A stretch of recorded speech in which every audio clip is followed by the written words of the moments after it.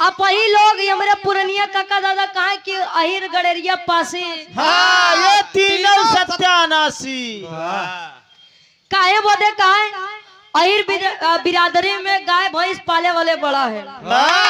आई इनकर जानवर यदि केहू के खेते में पड़ी जैसे चरी बोई बा तो ओकर पतिये पाती खाई तार एक बीघा चरी रहे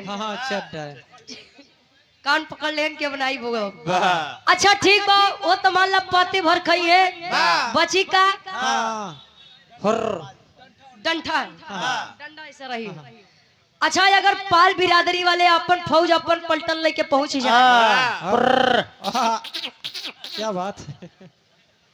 बारे बहादुर कबो जिगाए रहे कबो हाके रहे ए भैया।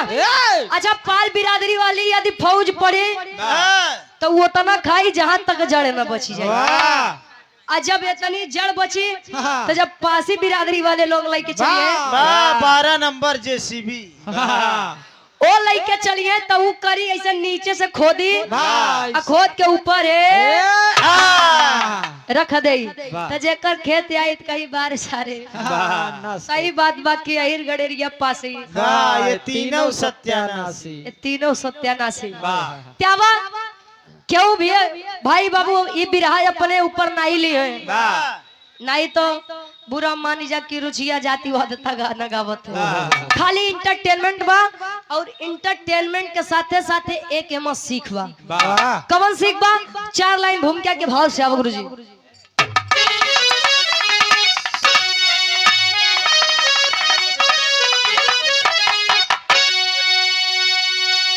मूर्खता की भी हद होती है दोस्तों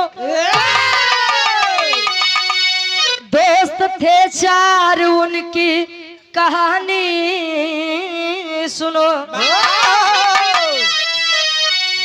अरे पंडित जी कहते कथा था उसे यादों मिला मैं दूधवा में पानी पाल मौलवी पंडित यादव के संग कहे आव चली मेला लागल बाबा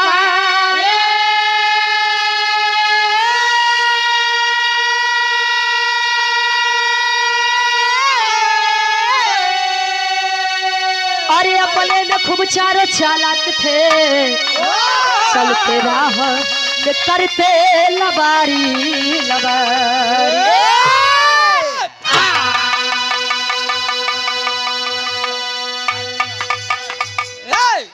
ए भैया मूर्खता की भी हद होती है दोस्तों दोस्त थे 4 उनकी कहानी सुनो। समाज में 2 प्रकार के पागल होते पागल एक पागल जिनको भगवान खुद ही एक चूड़ी कस के वो एक पागल जेका कहथिन बना ठना पागल बंतु पागल वो जनी है सब लेकिन वो ऐसा ही एक करेंगे जिसे लागत उनका कुछ पते नहीं बा। 4 दोस्त पंडित जी मौलवी जी पाल जी और यादव जी ते जाना था पंडित जी के काम बा कथा कहानी बाचब यादव जी अच्छा एक बात रहे काका जब से डेयरी खुली गए तब से अहिर बिरादरी वाले के बड़ा घाटा होई लाग काहे बता जाना था पहले आधा लीटर दूधे में 1 लीटर पानी मिलाई दे तो सब कहा कि पैसा पूरा लेते और दूधे में पानी ज्यादा आवत बा तो यादव जी कहा अब का करी भैंसिया तालाब बोलिए पानी ढेर पी ली ए भैया अब तो दूधे में अगर 50 ग्राम पानी मिला के अगर डेयरी पे लाई के जाबा ना तो डेयरी तुरंत बताई यादव जी गड़बड़ी करके लौटे हैं पहले के अलग करा तब फैट सही बताई हाँ तही बड़े बड़ा खतरा हो गया भैया। पाल जी मौलवी जी 4 जने मित्र रहे पंडित जी कहे कि गांव के बहरवा एक बड़ा बरियार मेला लगा बहुत बड़ा मेला लगा वही गोपीगंज में आवा चला थोड़ा देख आई थोड़ा इंटरटेनमेंट होके मनोरंजन होके 4 दोस्त काफी दिन बाद मिले थे। अच्छा चल दिया तो चलो चलो शाम हो गया तो पंडित जी के जन्म करा था ए भैया पंडित जी यादव जी से कहनी यादव जी अब देखा जब ले पेटे में कुछ जाई ना तब ले ही कदम आगे ना बढ़ी। ना ही बढ़ी। हाँ। कहे तब कहे सुना हमार बात, एक बात हम तो सिखाते ही का कहन गुरुजी, एक लाइन गजल लागत बा माई और बाबू बदे। बाबा कैसे अब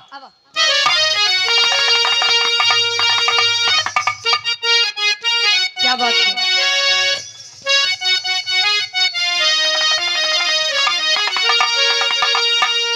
अरे मेरे जिंदगी के मालिक परवरदिगार अल्लाह से फरियाद करे, मेरे जिंदगी के मालिक मेरे दिल पे हाथ रख दे। अरे मेरे जिंदगी के मालिक मेरे दिल पे हाथ रख दे। तेरे आने की खुशी में, तेरे आने की खुशी में मेरा दम निकल न जाए। तेरे आने की खुशी में मेरा दम निकल न जाए। लेकिन एक लाइन माता और पिता के लिए, बिना माई बाबू के आप लोग नहीं बटा, बिना माई बाबू के हम लोग नहीं बटे। माता पिता ना होते, हम ना होते, आप ना होते, या पूरा संसार ना होता। ए भैया, जब तक हमारे माता और पिता हमारे साथ रहते हैं, इस दुनिया में रहते हैं, तो माता और पिता का साया बच्चों के सर पर होता है। और जब तक माता पिता जीवित रहते हैं तब तक बच्चा कितना भी बड़ा हो जाए लेकिन वह बच्चा ही रहता है। लेकिन जिस दिन हमारे माता पिता इस दुनिया को छोड़ के चले जाते हैं उसी दिन हम गार्जियन बन जाते हैं। एक लाइन माई और बाबू खातिर कैसे, मुनई यादव जी पूजे बाबूजी के द्वारा 100 रुपए आशीर्वाद के चारे कहे, अरे माता पिता न होते घर हम भी जन्म न पाते। अरे माता पिता न होते घर हम भी जन्म न पाते। संसार में उजाला, संसार में उजाला, अरे होता नहीं कहीं पर। संसार में उजाला होता नहीं कहीं पर। संसार में उजाला होता नहीं कहीं पर। कहीं कहीं मीरा, कहीं राधा, तो कहीं घर श्याम मिलते हैं। अरे पवन सुत के सीने में श्री राम मिलते हैं। स्वर्ग की राह ढूंढने वालों दुआएं ले लो माँ बाप की, क्योंकि माँ बाप के चरणों में चारों धाम मिलते हैं। वैसे तो माई बाबू कबो अपने लइकन के श्राद्ध तो देते नहीं, बदुआ तो देते नहीं, लेकिन काका यदि बदुआ दे दे तो बिना छोड़ कुछ बने वाला नहीं बा। ए भैया, पंडित जी यादव जी से कह देन कि तनी तू दूध के व्यवस्था करा। पाल जी मौलवी जी से कह देन कि तू तनी चावल और लकड़ी के व्यवस्था करा। अच्छा व्यवस्था हुई। पंडित जी सोचन भाई हम बड़ी जाति के आदमी, इन्हन तीनों छूत पता लगा खाना बनाए तो खराब कर दी है, का मतलब निकली। हाथ पैर धोए के अच्छा बने। खीर की खुशबू जब नाक के अंदर प्रवेश की, खुशबू, अरे लड़की नहीं है, खुशबू, सुगंध, महक जब नाक के अंदर गई तो पंडित जी लगे ना अपन पंडिताई बुद्धि लगाओ। अरे बाप रे बाप यार, जितना हम कल्पना नहीं की रहे वो से 2 गुना 3 गुना बढ़िया ही खीर बन गया। अब कुछ भी हो खीर तो पंडिते खाइए न सारी इनका दे बने। बोलाए तीनों जने का, पल भाई इधर आओ, मौलवी जी इधर आओ, ए यादव जी यार याबा कहे का बात बा। कहे हमारे पास एक बहुत बढ़िया प्लान बा। कहे का, कहे देखा तनी तनी खाई ला, अब बाकी जौन बचे ओकर रख दा। आई खीर सुबेरे एक आदमी खा सकत है। कह के कहे जे राती में सबसे बड़ा सपना देखी, राती में जब सबसे अच्छा सपना देखी सुबेरे पूरी खीर हम हुई के भाई तनी तनी खाए। पंडित जी बाहर सोए, मौलवी जी यार सोए, पाल जी यार सोए, या तो बेचारा एक कोने चला गो भाई अहिरे के लइका खाए पिए में शौकीन रहे। अब वो तनी खीरी मोकर का जनाई करवट फेर, एक बार यहाँ जाए एक बार बाहर जाए, उठ के बैठे हुए खीरी वाला बर्तन देखे जाई खाई ले का यार। लेकिन सुबेरे नन सारे जनी है तो बड़ी मार मरी है। अब पंडित भाई कहे यहाँ कि सुबेरे हुए खाई जे सपना अच्छा देखी। इधर उधर करत है तब ले यादव जी करत है का करे ने लाइन गीत लगत बा। कैसे गुरुजी, हिंदी दुनिया वालों ने गाया।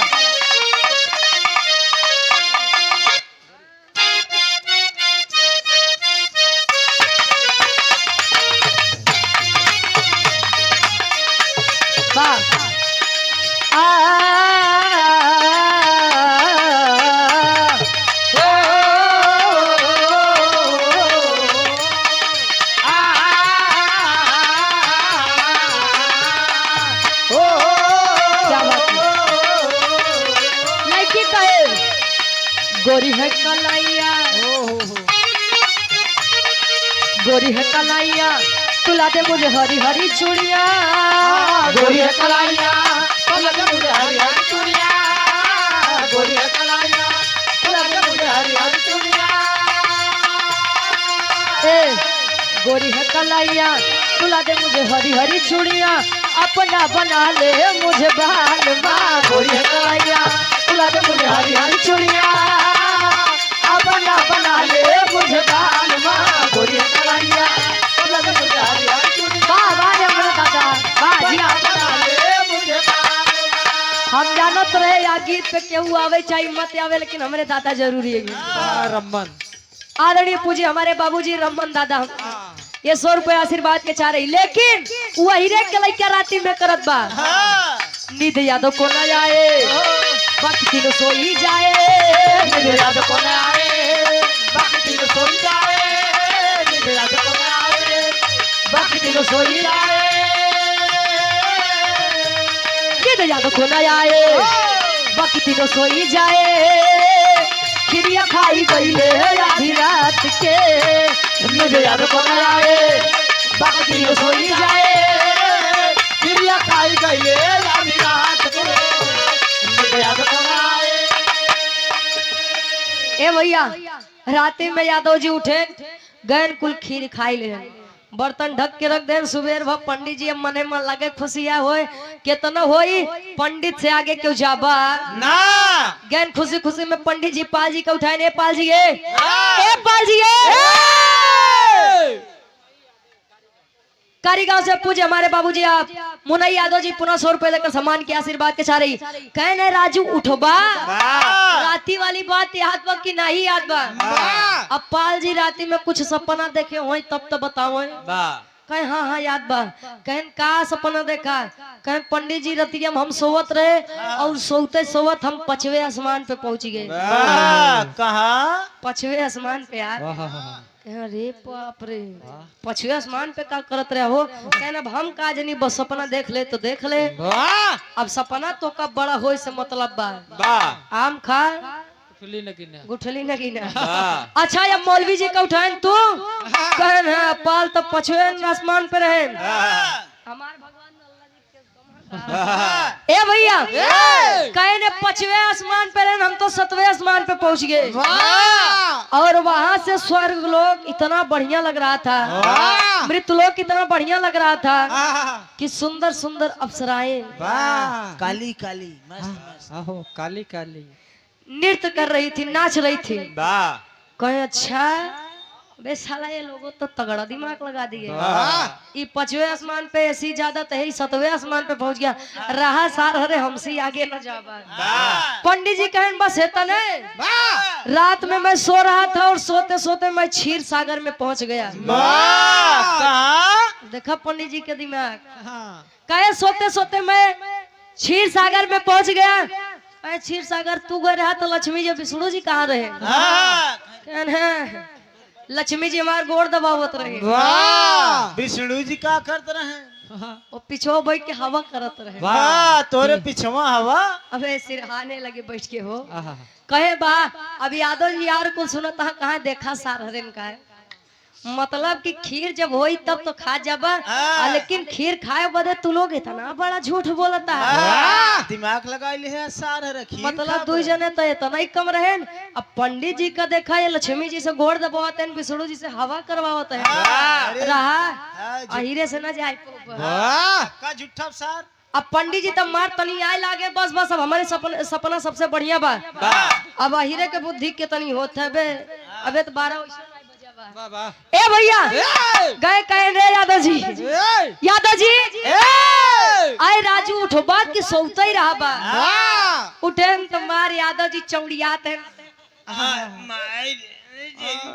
का सुबेरे सुबेरे परेशान करे हा घरे रहा तो घरे मेहरारू नहीं सोवे दी यहाँ रहा तो तू मारे यहाँ दिमाग खराब करे का बात बा उठा राती वाला बात याद बा सपना बतावा हम लोग तो देखला वो 5वें आसमान पे और 7वें आसमान पे हम क्षीर सागर में रहे अब अहिर जी कहा है अब खीर है ना दिमाग का लगाई यार अब देखा यादव जी दिमाग लगावत है का दिमाग लगावे लगे हाथ जोड़ के खड़ा हो गए पंडित जी मौलवी जी अब हम का बताई रात में हमारे साथ एक बहुत बड़ा कांड हो गया। वाह कांड अबे तोरे साथे कांड हो गया कहे सुना बतावत यादव जी बतावे का बतावे एक शादी विवाह में महिलाएं गावत थे जेके गारी गीत कहा थे वाह केहू के नाम लेके नहीं गावते बस तर्ज भाई आप लोग समझिए बनारस वाले गावे कैसे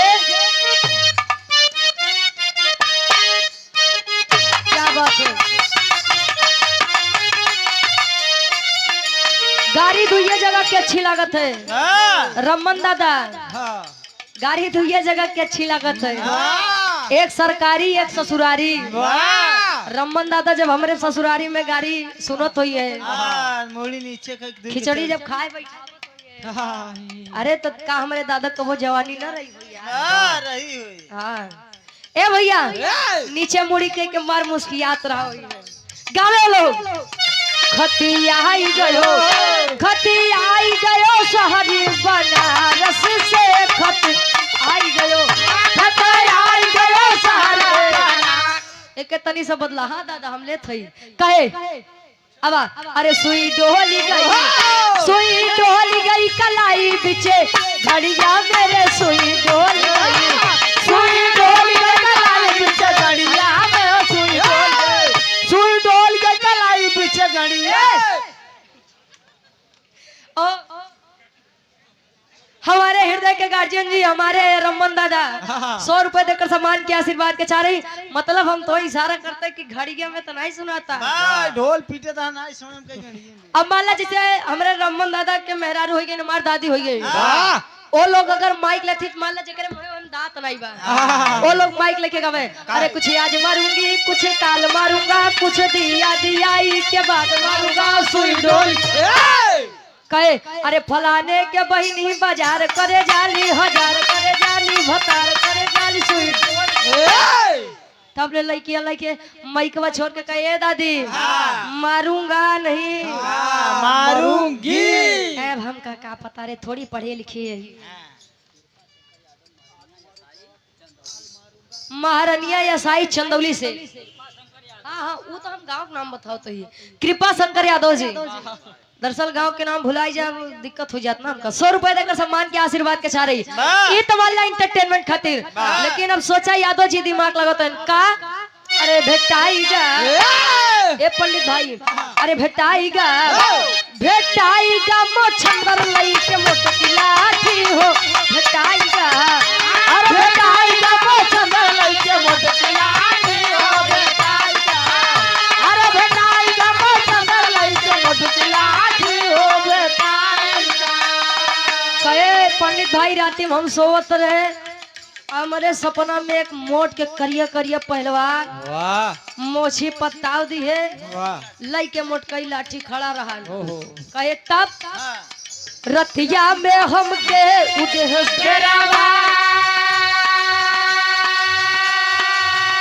यादव जी का है कि खिरिया न ले क्या हो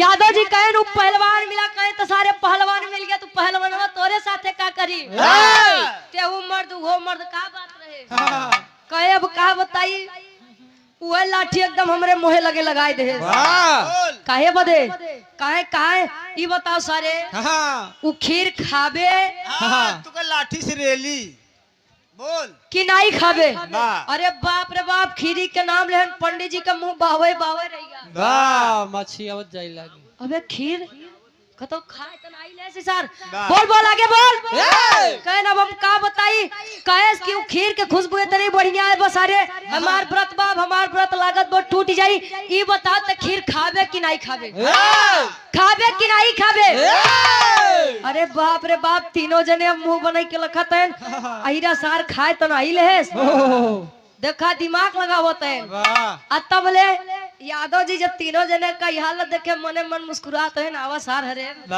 लक्ष्मी जी से गोड़ दबो सतवे आसमान पे जा तू सार पचे आसमान पे रह कहा तैन मने मन पंडित जी के अगवा अहिर बिरादरी वाले खड़ा है, यादव जी खड़ा है, सोचतन का सोचे। एक लाइन कवि जी लिखत है तेरी के भाव में।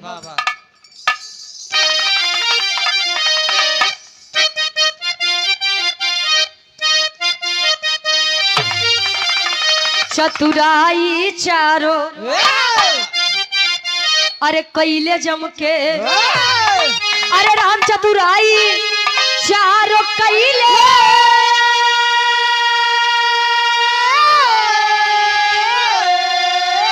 अरे चतुराई चारो कैले जम के, चली ना अहिर के सामने पंडित के पंडिताई, अरे पंडिताई, अरे पंडिताई।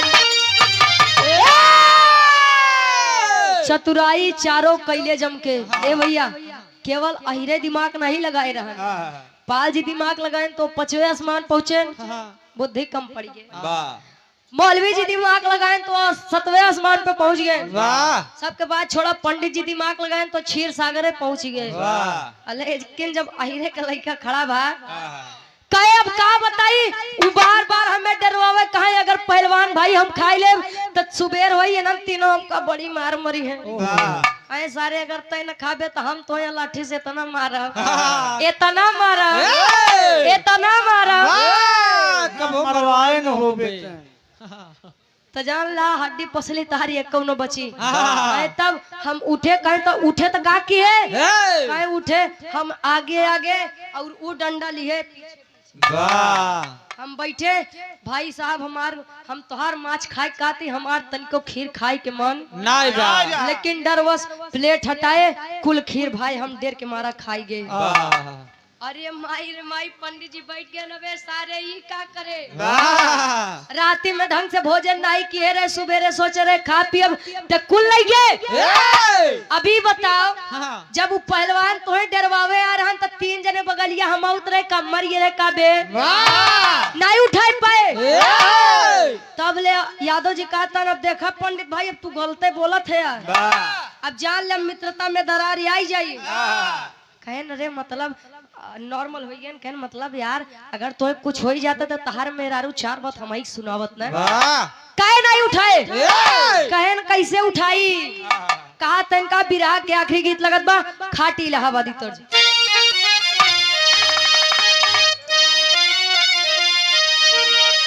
आए हाय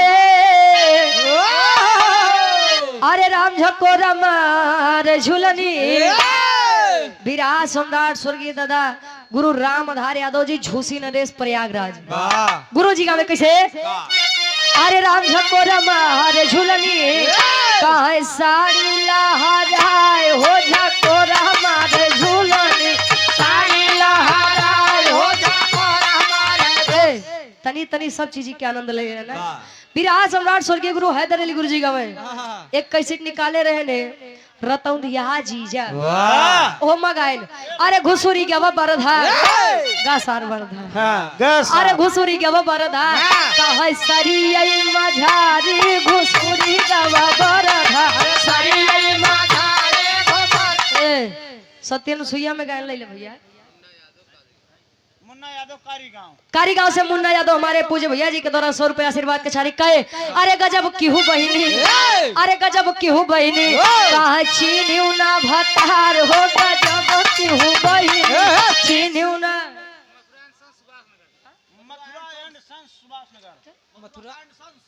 मथुरा एंड सन्स सुभाष नगर से 100 रुपए देकर सम्मान के आशीर्वाद के चाह रही। 12 पतिव्रता नारी कहे एक लाइन और, कोनो दुल्ही बतावे अपने बूढ़ी माई के रानसान, अरे हमार मुड़ी कटली, अरे हमार मुड़ी कटली, तमोर बूढ़ा माई हमार मुड़ी कटली। मुन्ना यादव जी हमारे गार्जियन जी के द्वारा पुनः 100 रुपए कारी गांव से। ए भैया ई या पुरान चीज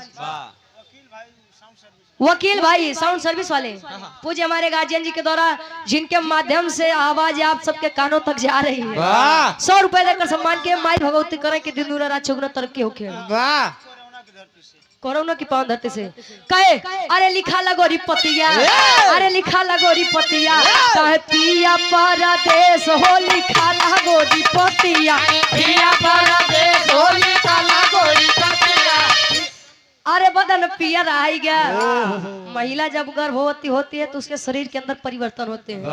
अरे बदन पियर आई गया, कहे गोड़ होइगा भारी, बदन पियर आई गया।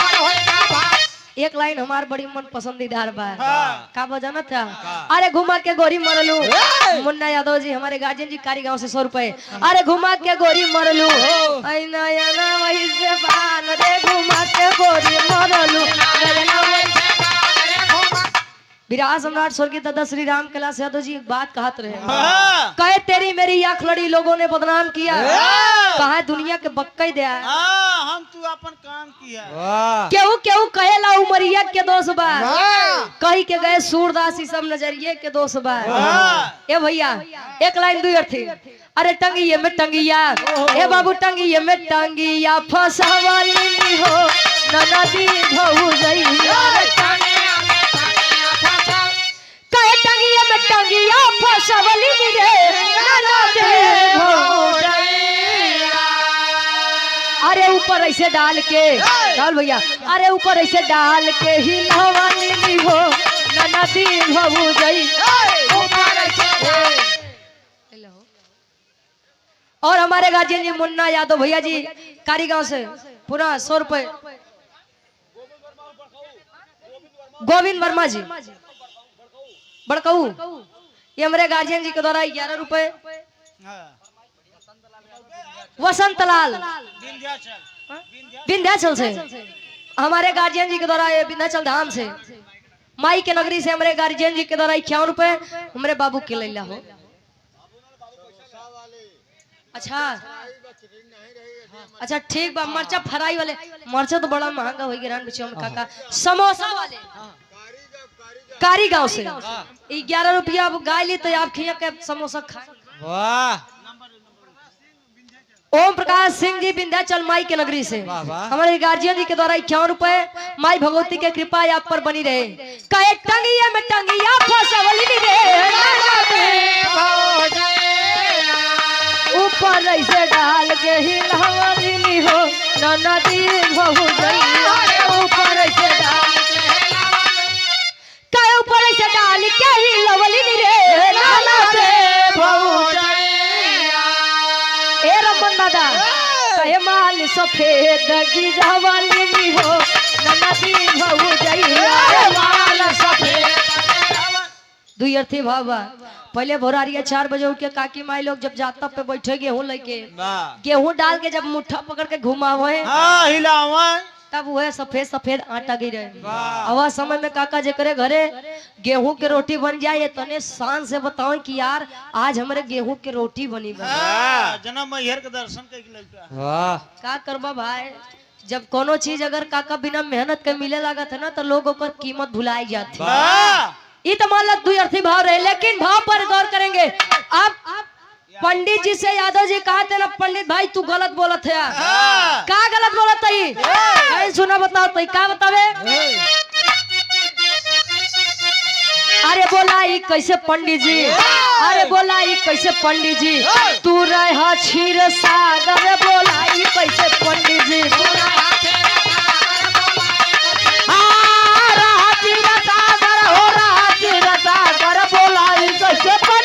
तू रहा क्षीर सागर, बोलाई कैसे पंडित।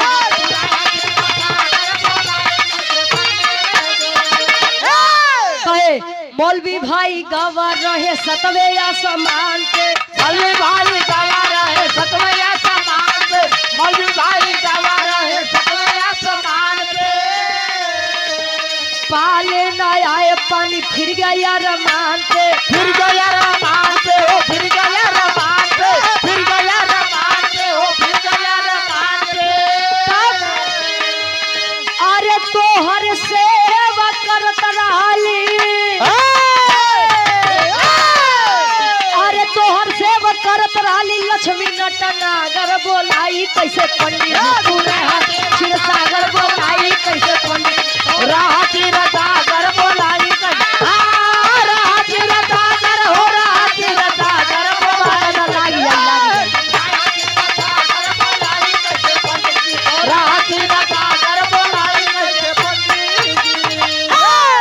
पुनः हमारे रमन दादाजी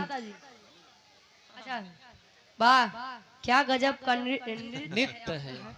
ये 100 रुपए देकर सम्मान किए। अच्छा बाबा पतो हो तो आवे लगी कि नहीं? तब भाई नचते हैं भाई साहब, अगर पतो है उती न तो अगर धोती धोवे की पड़ा जानी कहाँ गए हैं, लौट के नाच के चलाए आए हैं, वाह गंधवाई के चलाए हैं। इमा खैर, फुकरना बुढ़ौती में जान मालकिन के राज बा तो ठीक बनना चला, कोनो दिक्कत नहीं बा। ए भैया कहानी के तनी गौर करिए। कहे बोलाई कैसे पंडित जी तू रहा क्षीर सागर। पंडित जी भाई तू बताया कि तू क्षीर सागर गए रहा, बड़ा तगड़ा दिमाग लगाई बा। अपने बात पे हम खुद फंस गए ससुर। कह अच्छा हम नहीं रहती बताए हम दोनों कहा रहे दूजे ने कहा रहे पाल जी 5वें आसमान पे, मौलवी जी 7वें आसमान पे। ये बतावा यह दोस्ती या यह यारी या? तीनों जने तो घूमे चला गया। ये नहीं सोचा अहिर बेचारा उस जंगले में कैसे रही। तो तू लोग नहीं आए तो हम अपन जान बचावे बदे भाई खीर खाई ले। अब हम का करी, अब ओका कैसे निकाली तू ही बतावा। कहत पाचस निकाल ए भैया पंडित जी मौलवी जी पाल जी तीनों जने अपन अपन पेटवा पकड़ के बैठ गए। और आइर यादव जी सोचत हैं वाह खीर खाब, क्षीर सागर जाब, लक्ष्मी जी सेवा करवाऊ, गोड़ दबावत रहे करवाऊ ससुर तो है। ए भैया यादव जी देख देख मुस्कुरा बोल के तीनों जने मोह 12 बजे साला रात में ढंग से नहीं खाए, सुबेरे ही कांड हो गया। तीनों जने विचार करते हैं का आल्हा के भाव में कवि जी प्रमाण देते हैं।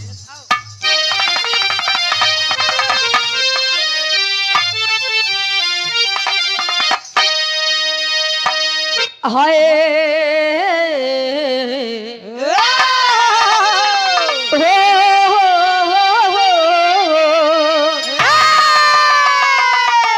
अरे सपना सब अधूरा रही गईले मानवा के बाबू।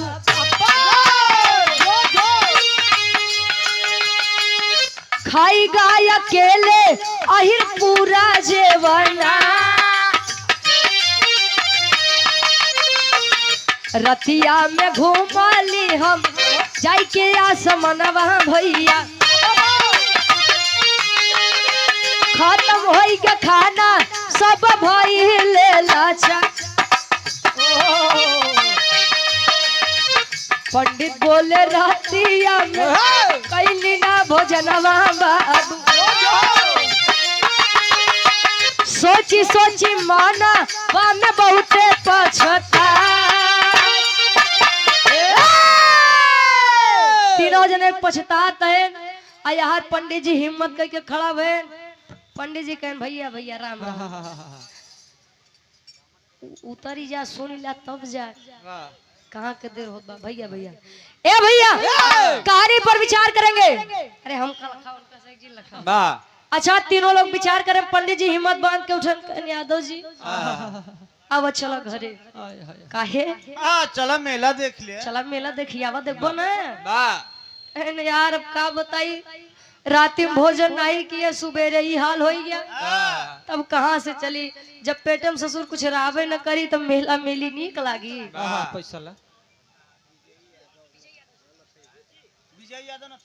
विजय यादव जी हमारे पूज्य बाबूजी नथईपुर से 100 रुपए देकर सम्मान किए। चरणों में कोट कोट नमन है। बाबू के हमारे पहले की स्वीकार होखे। आदरणीय आप ओम प्रकाश गिरी जी कारी गांव से हमारे पूज्य गार्जियन जी के द्वारा ये पूरा 200 रुपए आशीर्वाद के चारी कहे चलबा ना कहन की नहीं चलब। अब हिम्मत टूट गया। अब देखिए ये तो खैर इंटरटेनमेंट के लिए था, मनोरंजन के लिए था, लेकिन जानते हैं ये कहानी हमें क्या सीख देती है। कवि जी आखिरी भाव में प्रमाण देते हैं खड़ी के भाव में। संतलाल यादव जी जिला पंचायत सदस्य वार्ड नंबर 12 से हमारे मंच संचालक साहब हमारे गार्जियन जी के द्वारा इस भाव को समझते हुए 100 रुपए आशीर्वाद के चारे कहे ध्यान देंगे आखिरी भाव है।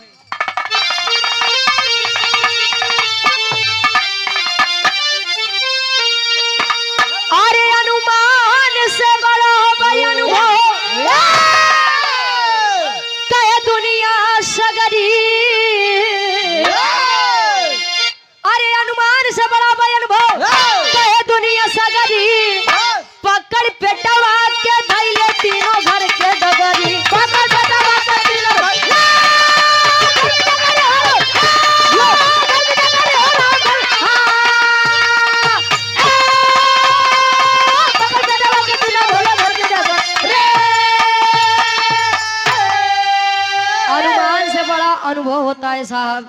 हमें अनुमान लगाना बड़ा आसान हो जाता है।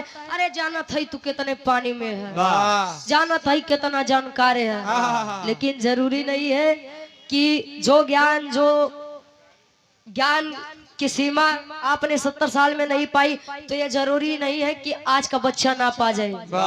जरूरी मैडम जाते जाते एक दो फटके हाँ बिल्कुल जी उसी के साथ समापन। ए भैया, हमें कभी भी अपने दुश्मन को वाह वाह मिट्टी का पुतला नहीं समझना चाहिए। अरे तू तो हाथ मरब तो 2 हाथ मारी लेकिन मारी ना। इसीलिए हमें कभी भी किसी से ज्यादा दिमाग नहीं लगाना चाहिए। नहीं लगाना चाहिए।